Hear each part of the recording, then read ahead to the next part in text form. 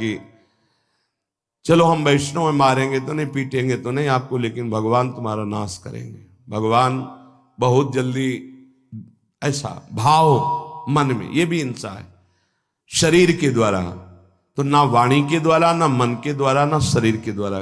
क्यों? उसके हृदय में भगवान बैठे हैं, हमको उनको रिझाना है, हमें निर्दोष होकर भगवत प्राप्ति करनी है। ये हजारों दोषों की पंक्तियां यहां हैं।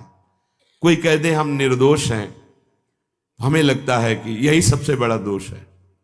नहीं तो अंदर देखा जाए ना, तो क्रम क्रम से धीरे धीरे निर्दोष हुआ जा रहा है प्रभु की कृपा से। कोई जन्म से निर्दोष नहीं होता, वो तो अवतार होते हैं भगवान के। एक पद में था, शरण जिसको ले ली हृदय से लगा, और विषय पंख से धीरे धीरे, क्रमशः विषय पंख से धीरे धीरे उसको हटाया। हित जो महाराज जी के लिए आया, हमारे हृदय को धीरे धीरे निर्विषय किया जा रहा है। और सहत सहत बाढ़े भगत ग्रहतन गुरु हितगार, इन दोनों का मिलान कर धीरे धीरे सहाते सहाते हमें निर्विषय किया जा रहा है। आचार्य चरण, इष्ट देव, गुरुदेव कर रहे हैं, हमको राजी रहना है। जैसी परिस्थिति है, जैसी भी हमें गुरुदेव रख रहे हैं, इष्ट देव रख रहे हैं, हमें राजी रहना है। इससे क्या होगा कि हमारे अंदर क्रोध नहीं आएगा, गुस्सा नहीं आएगा। नहीं, ये इतना बेईमान मन है कि इष्ट देव पे भी गुस्सा कर सकता है, ये आचार्य पे भी गुस्सा कर सकता है, ये परम कृपालु गुरुदेव पर भी गुस्सा कर सकता है। क्रोध वेग सह गए तो वाणी और मन और शरीर के द्वारा जो हिंसा का वेग है उससे बच जाएंगे। फिर कह रहे हैं उदर वेगम, उदर वेग भूख। आप लोगों को तो हमें लगता है कि इस वेग को सहना ही नहीं पड़ता। ये जो विरक्त गंगा किनारे घूमने वाले हैं, इनको ज्यादा इस वेग को सहना पड़ता था, क्योंकि प्रायः कभी ऐसे शाम के समय पहुंचना होता, जब आप गंगा किनारे नहीं रुक सकते तो आश्रम, अब वहां पूछ लिया तो पूछ लिया, नहीं पूछ लिया तो राधे श्याम पढ़े। अगर कोई मंदिर मिल गया तो हम आश्रम आदि कोई खोजना ही नहीं, गांव में तो जाना ही नहीं है, क्योंकि नवीन अवस्था में कभी गांव में भिक्षा भी नहीं मांगी, आकाश वृत्ति का ही आश्रय लिया जो शास्त्र सम्मत। गांव में कभी पूरे जीवन में किसी गांव में किसी एक रात्रि किसी घर में कभी शयन नहीं। गांव के किनारे मंदिर मिला या कोई आश्रम संत जनों का, तो वहां भूख के वेग को जो सह जाए तो भजन में बहुत रुचि हो जाती, क्योंकि भजन से चित्त हटेगा तो भूख व्याकुल करेगी, और उसकी व्याकुलता से बचना है तो भजन में लगना पड़ेगा। और आपको सच्ची कहते हैं कि कई कई दिन भोजन न मिलने पर भी शरीर में गंगा जल के कारण कभी कमी महसूस नहीं हुई। जो दूध में पावर है उससे अधिक सामग्री गंगा जल में है।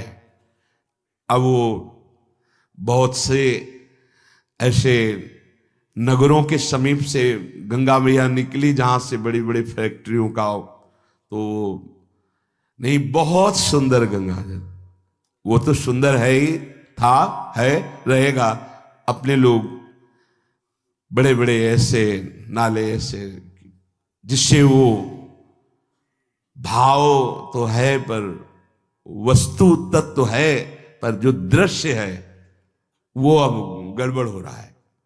ऐसे यही बड़ा नाला गिर रहा है सामने जाके, अब वहां ऐसे रज लेके ऐसे लगाओ तो दुर्गंध युक्त निकलेगी, क्योंकि वो ऐसे देखो तो ऐसे पदार्थ बहते नजर आ रहे कि अब ये दुर्भाग्य ही है समय का कि परम पावन गंगा यमुना जैसी नदियां जहां स्नान आचमन और भरपेट जल पीकर परम पवित्र और भगवदानंद में डूबा जाता था, वो भी सौभाग्य छिन रहा है।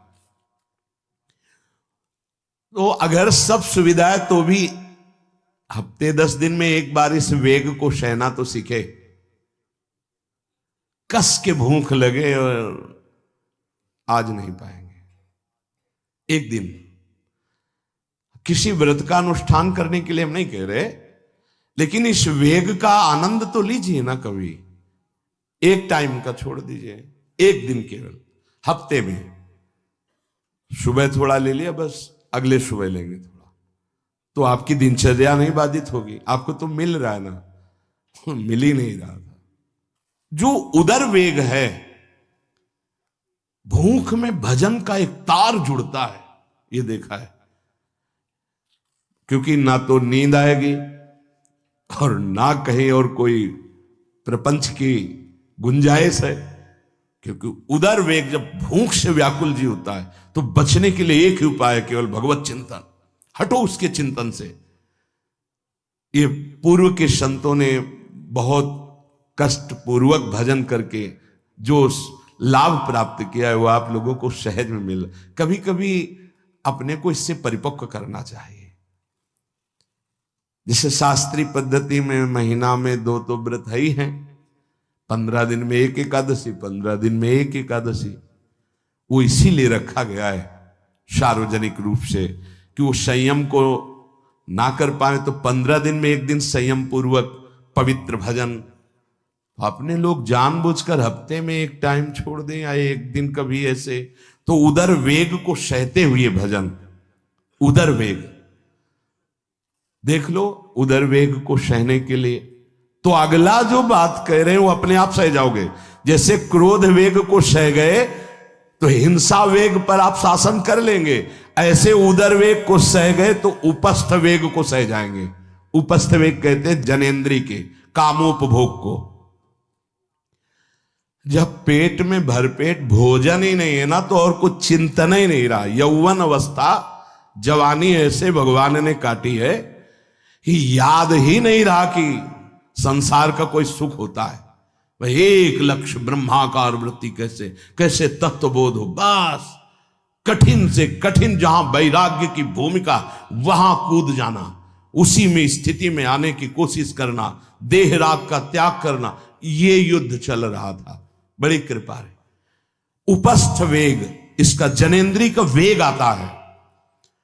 जो स्कूल में आदतें जिनकी गंदी हो गई बच्चों की, फिर आगे वो संयम में, उनको बहुत बाधा है। कई ऐसी क्रियाओं से वो जानकारियां रख लेते हैं कि जो अपना सर्वनाश करने के लिए पर्याप्त है। उपस्थ का जब वेग आए तो सहने की सामर्थ्य उसी की आएगी जो उदर वेग को सह जाता है। पक्का। किसी उपासक को देखा बहुत शरीर कृश हो रहा है, तो पूछा क्यों, भोजन क्यों नहीं करते, आप ऐसे कैसे हो रहे, पहले तो आप ऐसे नहीं थे, आप तो पहले बहुत स्वस्थ थे, फिर क्यों, कहा ऐसे नहीं, बताइए क्या, ज्यादा आवश्यकता नहीं है, जीने के लिए बस प्राण पोषण के लिए डाल लेते हैं, क्योंकि जो शांति चाहिए वो तो इतने से ही मिलेगी ना।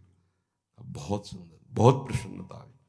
ठीक है, ठीक चल रहे हो आप, पर इतना पाते रहो कि सीढ़ियां चढ़ उतर ले, इतना पाते रहो कि आपका शरीर काम करे। वो कहा हृदय में बहुत प्रसन्नता है, बहुत सुंदर। संयम में अपने आप को ले आना ये महात्मा का लक्षण होता है, चाहे स्त्री शरीर हो चाहे पुरुष शरीर हो। धन्याति धन्य। आप अपने आप को कस दीजिए, यही तो राग त्यागना ही। जो जवानी में अपने आप को जला दिया वो बुढ़ापे में चमकता है, ध्यान रखना। जो जवानी में उद्दंडता में समय व्यतीत किया वो बुढ़ापे में गंधाता है, ये भी ध्यान रखना। गंधाता, वो अंदर जो दुर्गंध के पौधे थे ना, वो सब दुर्गंध फैलाते हैं।